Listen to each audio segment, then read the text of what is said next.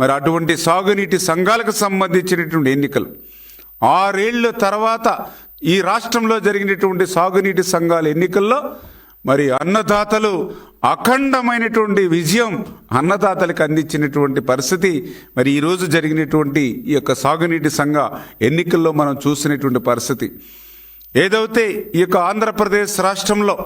కూటమిలో మరి ఉన్నటువంటి పార్టీలకు సంబంధించినటువంటి వారందరి యొక్క ఐక్యతకు మరి వేళ జరిగినటువంటి నీటి సంఘాల ఎన్నికలు ఏకపక్షంగా ఏదైతే రైతులు మద్దతు ఇచ్చారో ఇది ఒక ఘన విజయంగా నేను భావిస్తూ ఏదైతే ఈ యొక్క సాగునీటి సంఘాల ఎన్నికలు, ఎందుకంటే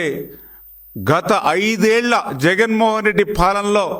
రైతు వ్యతిరేక విధానాలతో విసుగెత్తిపోయినటువంటి రైతులు ఏదైతే ఈ యొక్క సాగునీటి సంఘాల ఎన్నికల్లో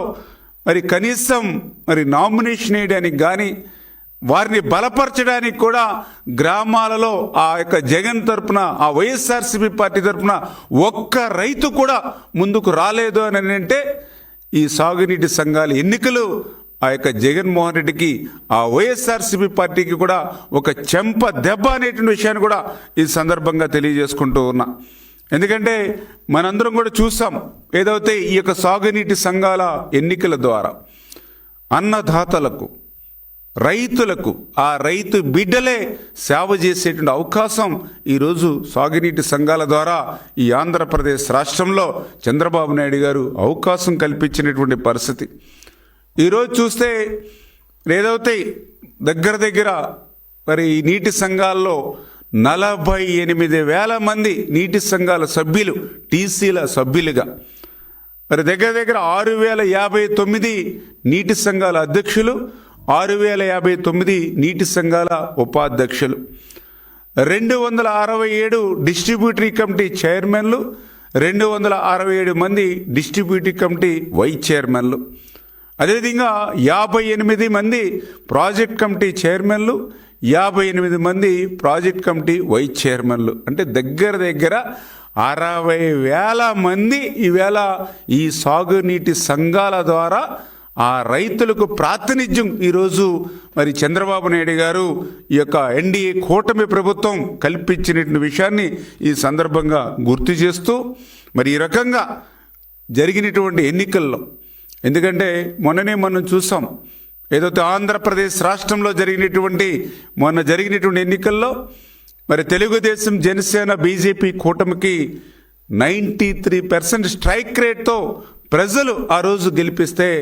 ఈరోజు ఆంధ్రప్రదేశ్ రాష్ట్రంలో జరిగినటువంటి సాగునీటి సంఘాల ఎన్నికల్లో 100% స్ట్రైక్ రేట్తో మరి ఈరోజు ఈ యొక్క కూటమి అభ్యర్థులకి మద్దతు నిలిపినందుకు మరి యొక్క రైతాంగానికి కూడా మరి ఈరోజు ధన్యవాదాలు కూడా మీ ద్వారా కూడా తెలియజేసుకుంటూ ఈ రకంగా ఏకపక్షంగా ఆంధ్రప్రదేశ్ రాష్ట్రంలో ఉన్నటువంటి మొత్తం రైతాంగం అంతా కూడా ఏకపక్షంగా తెలుగుదేశం జనసేన బీజేపీ ఎన్డీఏ కూటమి వైపు ఉన్నాయి, ప్రజలందరూ కూడా ఉన్నారు, రైతులందరూ కూడా ఉన్నారనే దానికి ఈ యొక్క సాగునీటి సంఘాలు జరిగినటువంటి ఎన్నికలే ఒక నిదర్శనం అనేటువంటి విషయాన్ని కూడా ఈ సందర్భంగా తెలియజేసుకుంటూ మరి ఏదైతే ఈ యొక్క 60,000 మంది మరి ఎవరైతే ఈ యొక్క ప్రతినిధులు రైతులకి బాధ్యత వహిస్తూ ఉన్నారో అంటే దగ్గర చూస్తే 1,00,00,000 మంది రైతులు మరి వేళ ఈ సాగునీటి సంఘాల మరి ఎన్నికల్లో మరి పరోక్షంగా కానీ ఏదైతే ప్రత్యక్షంగా కానీ మరి ఈరోజు అందరూ కూడా మరి ఓటర్స్గా ఉండి అంటే 1,00,00,000 మంది రైతుల భాగస్వామ్యంతో ఈరోజు ఏదైతే మరి యొక్క సాగునీటి సంఘాల ఎన్నికలు ఏవైతే జరిగాయో మరి ఏకగ్రీవంగా మరి ఈవేళ కూటమి అభ్యర్థులను ఏదైతే ఈవేళ ప్రజలందరూ కూడా గెలిపించారో మరి ఖచ్చితంగా రాబోయేటువంటి రోజుల్లో నిర్వీర్యమైపోయినటువంటి యొక్క సాగునీటి రంగం మరి ఏదైతే మరి ఇక ప్రాజెక్టులు కానీ రిజర్వాయర్లు కానీ కెనాల్స్ కానీ డ్రైన్స్ కానీ ఏవైతే కనీసం మెయింటెనెన్స్ కూడా లేనిటువంటి దుస్థితికి ఏదైతే దిగజారిపోయో మళ్ళీ ఇవన్నీ కూడా గాడిలో పట్టడానికి సాగునీటి సంఘ వ్యవస్థ మరింత బలోపేతం కావడానికి ఈ యొక్క సాగునీటి సంఘాలు అనేవి చాలా చాలా దోహదపడతాయి. ఈ రకమైనటువంటి సాగునీటి సంఘాల వ్యవస్థను రైతుల ప్రాతినిధ్యాన్ని రైతుల భాగస్వామ్యాన్ని ప్రజాస్వామ్యాన్ని తీసుకొచ్చినటువంటి చంద్రబాబు నాయుడు గారికి మనస్ఫూర్తిగా మీ ద్వారా కూడా మరి ధన్యవాదాలు తెలియజేసుకుంటూ, ఈ యొక్క సాగునీటి సంఘాల ద్వారా ఏకగ్రీవంగా ఆంధ్రప్రదేశ్ రాష్ట్ర యావత్తు రైతాంగం అంతా కూడా కూటమి వైపు నిలబడినందుకు కూడా మరొక్కసారి ఆ రైతులకు కూడా ధన్యవాదాలు తెలియజేసుకుంటూ, ఆంధ్రప్రదేశ్ రాష్ట్రంలో మరి అటు టీసీల దగ్గర నుంచి ఈరోజు పీసీల వరకు కూడా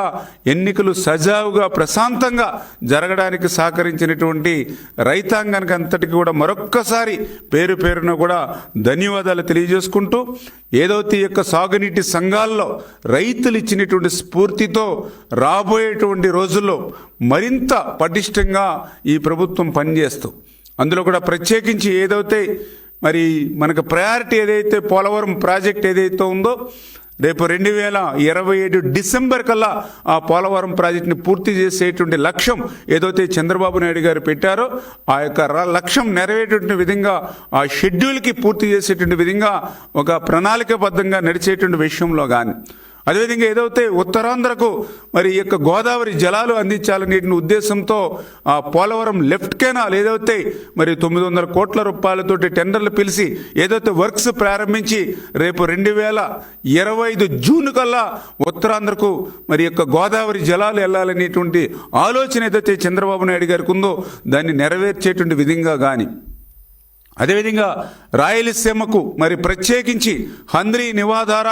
మరి ఆ యొక్క ప్రాంతానికి అంతటిని కూడా సాగునీరు త్రాగునీరు అందించాలనే ఉద్దేశంతో దగ్గర 2500 కోట్ల రూపాయలు తోటి ఏదైతే హంద్రీ నివాకు సంబంధించినటువంటి పనులు మరి ఏదైతే ఈ యొక్క డిసెంబర్ నెలలోనే ప్రారంభించుకుని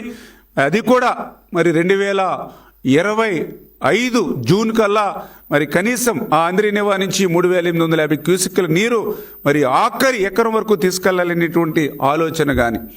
అదేవిధంగా అత్యంత వెనుకబడినటువంటి ప్రకాశం జిల్లాకు సంబంధించినటువంటి వెలిగొండ ప్రాజెక్ట్ ఏదైతే ఉందో మరి దీని మీద కూడా ప్రత్యేకమైనటువంటి దృష్టి పెట్టి మరి దగ్గర 2500 కోట్ల రూపాయలు ఇంకా బ్యాలెన్స్ పనులు ఏవైతే పూర్తి చేయాలో అవన్నీ కూడా మరి ఒక షెడ్యూల్ ప్రకారం రూపొందించుకుని 2026 జూన్ కల్లా ఆ వెలిగొండను కూడా పూర్తి చేసి ఆ జలాలు ఆ ప్రకాశం జిల్లాకి అందించాలనేటువంటి ఆలోచనతో కానీ, అదేవిధంగా ఏదైతే చింతలపూడి ఎత్తిపోతల పథకం మరి గత వైఎస్ఆర్సీపీ ప్రభుత్వం మరి ఆ రోజు ఈసీ మరి తీసుకోలేనిటువంటి స్థితిలో మరి ఏదైతే ఆ సుప్రీంకోర్టు కూడా గత ప్రభుత్వంలో మొట్టిగాయలు ముట్టినటువంటి పరిస్థితుల్లో మరి ఏదైతే 70 కోట్ల రూపాయలు ఏదైతే గత ప్రభుత్వంలో మరి యొక్క చింతలపూడి ఆ ఎత్తుపోతల పథకం సంబంధించి ఏదైతే ఫైన్ విధించడం జరిగిందో మరి అటువంటి ఎన్విరాన్మెంట్ క్లియరెన్స్ ఏదైతే లేకుండా గత ప్రభుత్వం ఏదైతే నిర్వాహకం చేసిందో వాటన్నిటి నుంచి కూడా మళ్ళీ ఆ సవాళ్ళని అధిగమించి ఆ యొక్క ఎన్విరాన్మెంట్ క్లియరెన్స్ కూడా తీసుకుని మళ్ళీ ఆ చింతలపూడి ఎత్తుపోతల పథకాన్ని ఆ బ్యాలెన్స్ని కూడా పూర్తి చేసి ఆ యొక్క గోదావరి జలాలు ఆ యొక్క నాగార్జున సాగర్ మరి లెఫ్ట్ కెనాల్ ఆయకట్టుకు స్థిరీకరణ ద్వారా మళ్ళీ ఆ శ్రీశైలంకి బ్యాక్ వాటర్ అందించి రాయలసీమకు అందించేటువంటి ప్రక్రియ ఏదైతే ఉందో దాన్ని పూర్తి చేసేటువంటి విషయంలో కానీ, వీటన్నిటికీ మించి ఏదైతే చంద్రబాబు నాయుడు గారి యొక్క ఆశయం నదుల అనుసంధానం, ఆంధ్రప్రదేశ్ రాష్ట్రాన్ని ఒక కరువు రహిత రాష్ట్రంగా మార్చేటువంటి మరి ఏదైతే ఈ యొక్క నదుల అనుసంధానం ఏదైతే ఉందో దానికి అత్యంత ప్రాధాన్యతనివ్వాలనేటువంటి ఆయన ఆలోచనలు ఏవైతే ఉన్నాయో, అంటే గోదావరి నుంచి మరి కృష్ణా నుంచి ఏదైతే ఈ యొక్క నాగార్జున సాగర్ రైట్ కెనాల్కు మరి అక్కడ నాగార్జున సాగర్ రైట్ కెనాల్ నుంచి ఏదైతే మరి ఈ యొక్క బనకచర్ల రాయలసీమ ప్రాంతానికి తీసుకెళ్లడం ద్వారా మరి ఆంధ్రప్రదేశ్ రాష్ట్రాన్ని అంతటినీ కూడా సస్యశ్యామలం చేసేటువంటి విధంగా గోదావరి పెన్నా లింక్ ఏదైతే మరి చంద్రబాబు నాయుడు గారి ఆలోచనలు ఏవైతే ఉన్నాయో మరి అవన్నీ కూడా 1 by 1 ఒక్కొక్కటి కూడా మరి యొక్క సాగునీటి సంఘాల ఎన్నికల్లో మరి ప్రజలందరూ కూడా రైతులందరూ కూడా ఏకగ్రీవంగా మా వైపు నిలబడినటువంటి ప్రక్రియలో మరింత మరి పటిష్టంగా ఇవన్నీ కూడా పూర్తి చేయడానికి ప్రణాళికాబద్ధంగా నడుచుకుంటామని చెప్పి తప్పనిసరిగా మీ ద్వారా కూడా తెలియజేసుకుంటూ, చంద్రబాబు నాయుడు గారి ఆలోచన అంటే ఏదైతే 1 సంవత్సరం అధిక వర్షాలు పడినా వరదలు వచ్చినా రాబోయేటువంటి 2-3 సంవత్సరాల వరకు కూడా రాష్ట్రంలో కరువు అనేది ఉండకూడదు అనేటువంటి ఆయన ఆలోచన. అంటే ప్రతి నీటి బొట్టును కూడా ఒడిసిబట్టి ఆఖరి ఎకరం వరకు ఆఖరి ఆయకట్టు వరకు కూడా నీరు తీసుకెళ్లాలనేటువంటి చంద్రబాబు నాయుడు గారి ఆలోచన ఆశయం ఏదైతే ఉందో అది ఈ యొక్క సాగునీటి సంఘాల ద్వారా నెరవేరుతుందనే విషయాన్ని కూడా మీ ద్వారా మరి ఈ యొక్క ఆంధ్రప్రదేశ్ రాష్ట్ర ప్రజలకు తెలియజేసుకుంటూ మరొక్కసారి ఈ యొక్క సాగునీటి సంఘాల ఎన్నికలలో అటు టీసీల దగ్గర నుంచి ఈరోజు ప్రాజెక్ట్ కమిటీల వరకు కూడా ఏకగ్రీవంగా కూటమికి అండగా నిలబడినందుకు మరి యొక్క రైతాంగానికి అందరికీ కూడా మరొక్కసారి పేరు పేరున కూడా కృతజ్ఞతలు ఈ సందర్భంగా తెలియజేసుకుంటూ ఉన్నా.